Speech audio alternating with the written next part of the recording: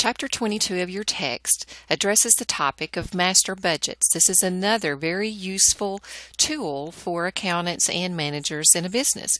So we're going to talk about the benefits and objectives of budgeting and how human behavior can impact the creation and utilization of budgets. We'll talk about the different types of budgets, and primarily we'll focus on the components that make up the master budget.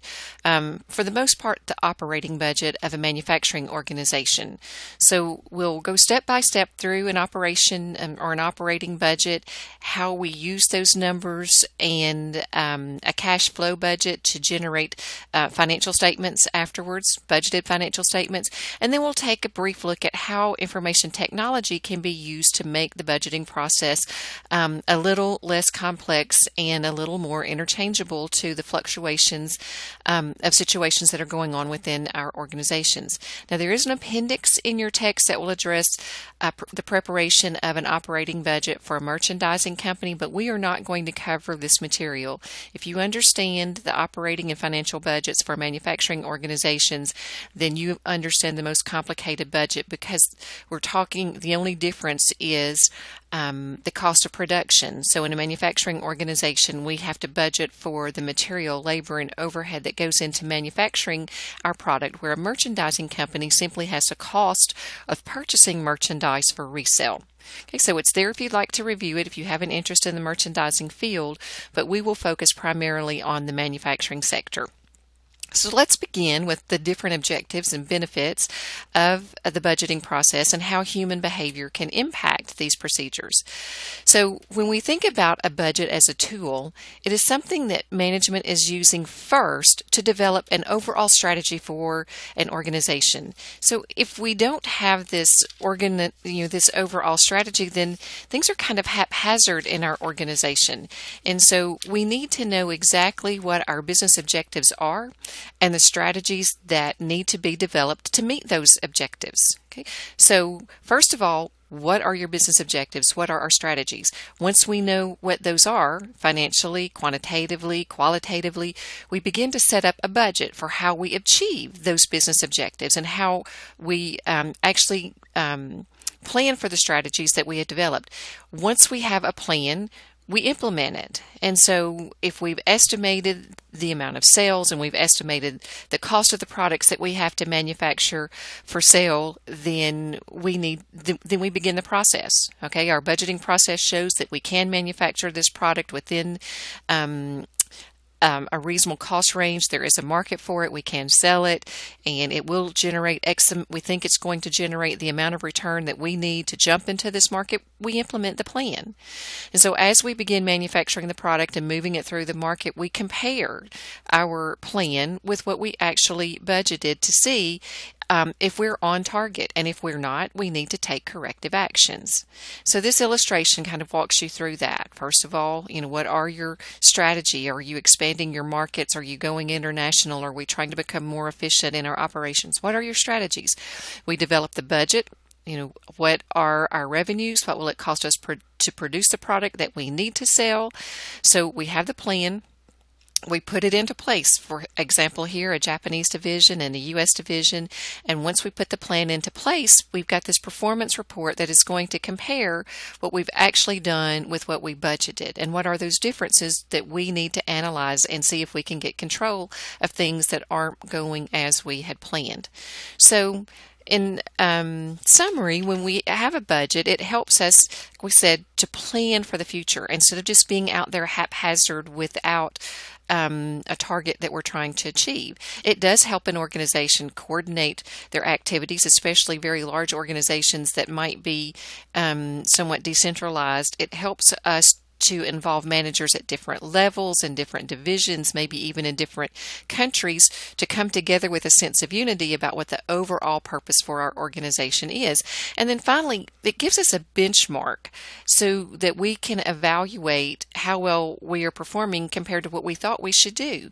So once again, if you never become an accountant, you may be a manager who's responsible for a budget. My husband is an engineer, and he's been in his many roles as an engineer, he's had to prepare budgets for specific divisions or lines of product that he has been responsible for.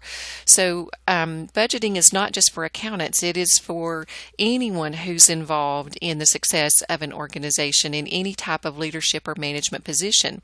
And so I would like to encourage you guys to at least be able to understand where the numbers came from that generated that budget, so that when you are being evaluated based on what you've actually done compared to what the budget said you should do, are those numbers realistic? Do you understand where they came from, how they were calculated, and are they truly the numbers that reflect the performance in your particular area or division? So even if you're not an accountant, you need to understand the budgeting process. And you can see an example of this benchmarking process. Your book gives you some details about this particular service company on page 1171. We've got the budget that was prepared for this service organization, and then we have the actual numbers that took place during the month of May, and we see that the number of services sold were less than what we budgeted. But your book tells you this is because we increased the price of those services, and so we actually generated fewer services, but we generated more revenue per service than budgeted. However, we still ended up with an $11,000 variance. Okay, we were still $11,000 short of our budgeted service revenue of $600,000. So this is the point where we begin to use our marketing people and our salespeople who should understand the market to decide, well, if I continue with this increased price, do I need an advertising campaign to let people know the quality of my services? Will that generate the additional revenues that we need to cover our operating costs for the year? And if we look at our variable expenses, remember we're going to use the contribution margin approach as we move through this semester. Our actual expenses were a little bit below. Okay, we spent $7,550 less than our budget, which is a good thing. However, this still was not sufficient enough to cover for the decrease in revenues, and so our contribution margin is still short $3,450. Notice that our fixed cost didn't change. We budgeted for $38,000 and we actually incurred $38,000, and that's not uncommon. Fixed costs tend to remain constant within the relevant range.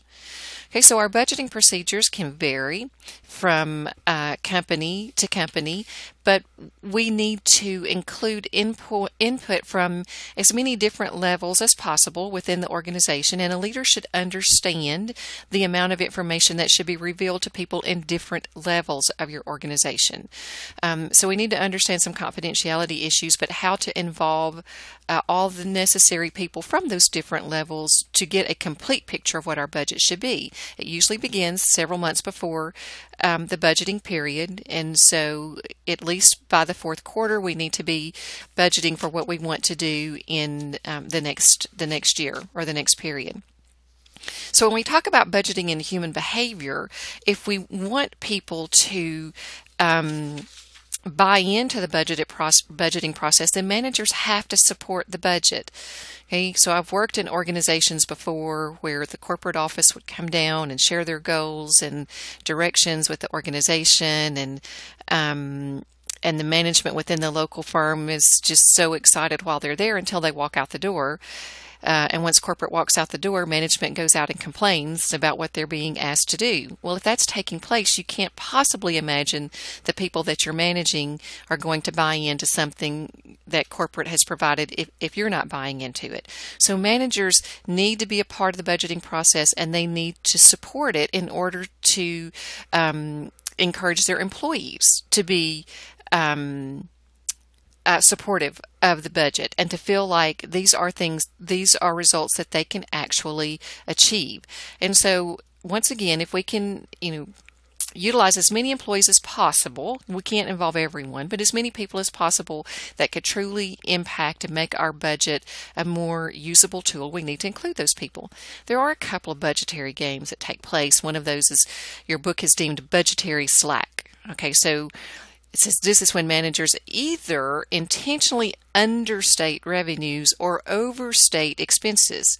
And so if this happens, if we understate revenues in our budget and then we actually exceed them by a large amount, it looks like we've done really good and we're rewarded for exceeding our budget.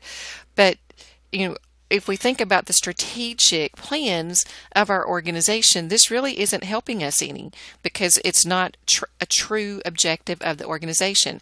Now, I worked for an organization that did exactly what it says here. They would overstate the cost, their estimated budget or cost for the product that they were manufacturing. So at the end of the period, what they actually spent on their product would be less than what they budgeted. And this is called a favorable variance at the end of the period. And so the organization had what they called a pickup at the end of the month because they had actually allocated too much cost to their product when they didn't actually spend that much. And so we would have this little pickup by correcting our inventory and adjusting it back down to cost at the end of the period. That organization is no longer in business. And so if we manipulate the budget, it's not a useful tool. Okay, so we can hear pros and cons of budgeting and how it can be very useful or how it's just an unnecessary evil. But if we use the budget for what it was planned and designed to do to help us with our strategic policies, it can be very beneficial. If we simply manipulate the budget to make our performance look better as a manager or a leader of a division, then we shouldn't waste our time.